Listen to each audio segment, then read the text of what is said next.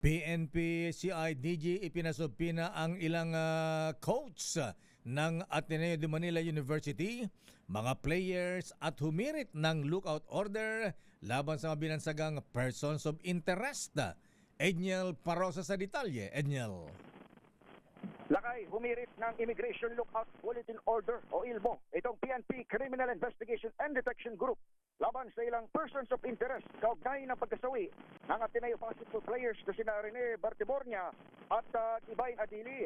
Ayon kay CIDG Director, Police Major General Robert Alexander Borico II, formal nilang hiniling ang ILBO sa Department of Justice kahapon pa, Hunyo 10.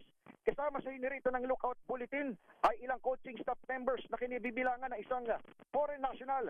Tumanggiman si Morico na pangalanan nitong foreign national ay maugunitang isang American New Zealand national, ang Blue Eagles head coach na si Coach Tab Baldwin. Pakinggan natin ang pahayag ni General Morico.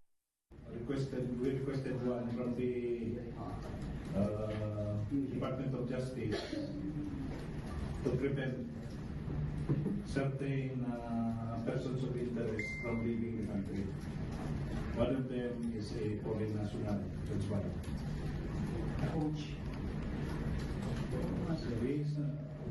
It will be, you will be updated. What I can say right now is we have requested from DOJ, aside from the subpoenas that we have issued. Sabi ni General Morico dito sa Camp Crame, Lakay, nasa 20 katao, kabilang na ilang mga manlalaro at mismong coaching staff na present sa pinangyarihan ng team building sa isang resort sa Dipaculaw, Aurora.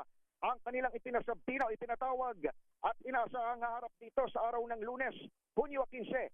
Kabilang sa mga alamin ng PNP CIDG ay kung sino ang may criminal liability sa mga nasa likod utak ng naturang training. Ako si Edniel Parosa, Research, una sa Pilipinas, una sa Pilipino.